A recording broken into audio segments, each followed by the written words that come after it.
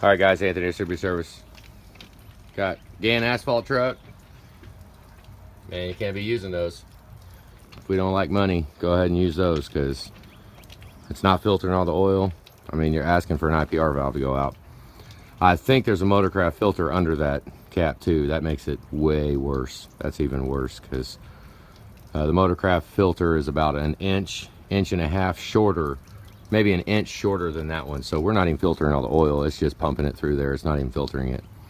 So it's not far-fetched for no starts to come up because of those filters. Plus it drains back all the oil, and every time you fire the truck up, it acts as if you're doing an oil change.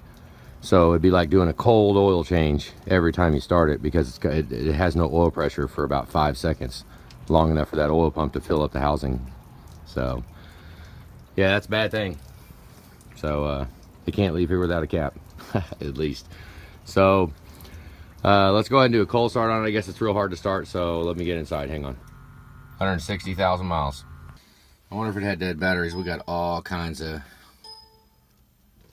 Oh crap, that's looking at ABS box. I don't know, we'll go through that here in a minute. We got all kinds of ABS codes. Whole freaking bunch of them. Power relay, left front. And right front. Jesus. Water and fuel. That's a bad one right there. Water and fuel. I'm telling you, we can't overlook that. I built a lot of engines from water and fuel. Sending unit, which I know that's why the gauge will just drop to empty at any given time. Sending units screwed up. Yep. Battery voltage low. That could be the ABS codes, but normally it doesn't throw those codes that are in there for ABS. What the hell? Circuit code. Number 6, circuit low. Oh, we're probably 6 circuit low and contribution balance. I mean, bare minimum number 6 injector, huh?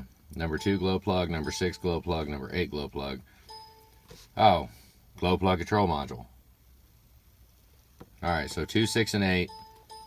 And 2, 6, and 8 could be glow plugs, but when you combine that with the 683, that pretty much points to a glow plug control module. We probably have the airbag light. Looks like the airbag light is flashing, which that is a pretty easy fix. You can just put an LED bulb in that. You can take the box apart and solder a new LED in it, because the whole shut off, when that bulb burns out, which I should shut the key back off and turn it back on, but that's why the airbag light's flashing, is because of that. Generally that bulb, now I didn't even, here, let's look. Yep, no light on. When you first turn the key on, that light should come on, so that's that. All right, so glow plug control module, number 6 injector. Probably pull the fuel pump. I mean, probably pull the fuel pump. We'll drain the water, but then see how dirty it is in it. If there's all kinds of crud and nasty crap in there, we got to take the fuel pump apart, clean it out, put it back together. At least clean the housing out, and then every time that light comes on, we got to just stop and drain it. I mean, I think this truck probably there's an updated drain plug we can put in the fuel pump that you don't need any tools. Hell, you can just pull over on some gravel and just open the damn thing up and let it drain. You know, but we've got to get a clean fuel pump before we do that. So, all right. Water and fuel and glow plug control module. What I might do is, let's go ahead and clear these codes out. And it'll probably fire right up with a glow plug control module. Which maybe I'll do that here in a minute. Let's clear these codes out. Hang on. All right, I imagine we still got the lamp failure, but if I was to turn the key off and back on, when it would set the glow plug light again. Every time you go through a key cycle, it will basically, the PCM runs a self-test on the glow plugs every time you cycle the key on. So, you know, you can clear the code. If you don't shut the key off, then it won't throw the code again, but the glow plug control module is not working, so it's going to be hard to start. So, all right, hang on. All right, EVP volts is a little high. Yeah, 0.91, just a hair high. It's not ridiculous, so there's a little bit of plus or minus in there. We want to see like 0.88, 0.89, but 0.91 is within it. Now, what I probably see, we'll see if IPR maxes out to 84 when I fire it up, and see how slow the voltage builds or the pressure. you know, find out if we got some other kind of leak other than that oil filter. But if we get oil pressure real quick, what I can guarantee is we're not going to get low pressure oil, because just because it gets high pressure oil, that just means that the reservoir isn't draining, just the oil filter is. So let's cycle the key back off. We'll watch the FICM up top. We want to see 48, nothing below 45. FICM looks good. Now we'll watch, let me pan them both so we can get them all. Watch IPR at the bottom, FICM at the top. Nope. Okay. So this glow plug control module, high pressure oil looks good. It did fire. Oh, oil. Low pressure oil just came up. Imagine for sure we got number 6 is dead. This is all the way cold start, so let's see what happens. It fired up pretty good. 6 is gone.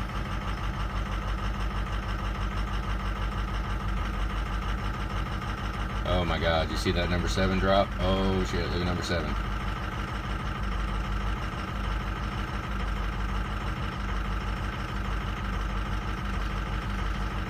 The 4 is staying consistent low.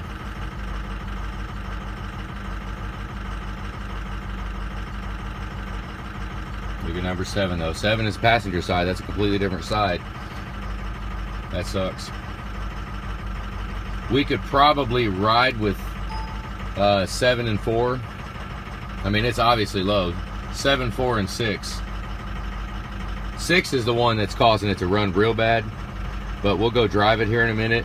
Well, we can't even really do much because number 7 could also be dropping out under throttle. That's why it's shaking so bad. It'll shake whenever you're driving because it's freaking, it's not running. It's not running right. I'll let it run for a minute and then we'll go drive it and make sure, because it really sucked to go in and replace number 6, possibly even number 4 also. But if we go in and replace number 6 and number 7 actually be the reason, I mean 6 and 7 means cracking both sides, so that sucks. There's really no cost, no labor benefit to doing number 7 while we're in there doing number 6.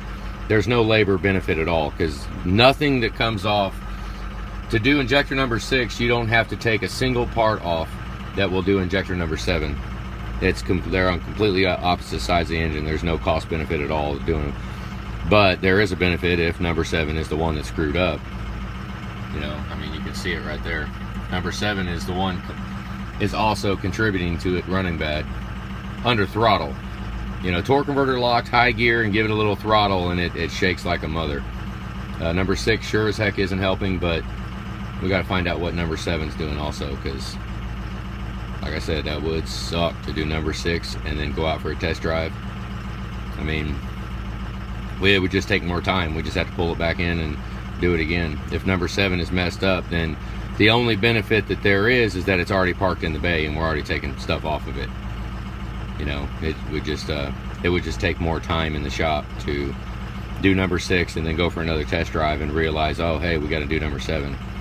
You know, we could do that. That's, I mean, not far-fetched, because, like I said, there's not much cost benefit at all to doing them at separate times. So we're just watching it for a minute.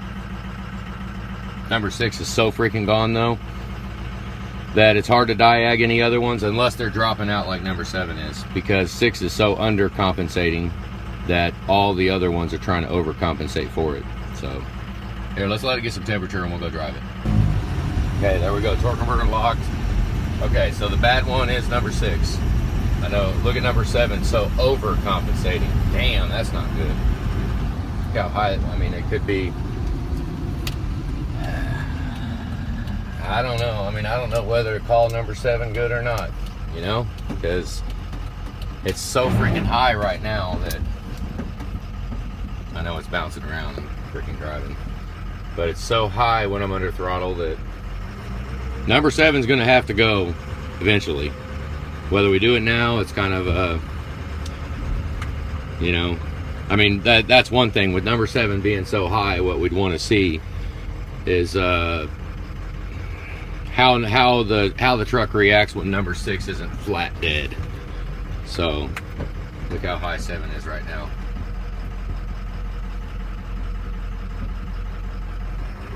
So that's a tough call right there. Do we go ahead and just do 6 and 7? 4 looks like it cleaned up. I mean, 4 will probably be the next one down the line in the future. You know, I mean, or we could do the whole driver's side. That's all the even numbers. You know, we could put a whole set in the son of a gun if we want. But it's, you know, we could, it's going to run a lot different if we just put number 6 in, I'll tell you that. That's for sure. So our list is glow plug control module, drain the water if it's dirty, take the fuel pump off, clean the fuel pump out, number 6 injector. This steering is kind of shaky. It sure is pretty freaking shaky. So, you know, gearbox in the future, because it's sloppy. We'll look at the steering linkage too and make sure there's nothing, but it actually feels like a gearbox. I mean, you know, the airbag light, whatever, that's whatever, who cares. Fuel sending unit, drop the tank for that. Yeah, just the big kickers is glow plug control module, drain the fuel separator, get that freaking oil filter off of there, get that cap off of there, and a number 6 injector, bare minimum. So, all right guys, thought I'd document it. Have a good day.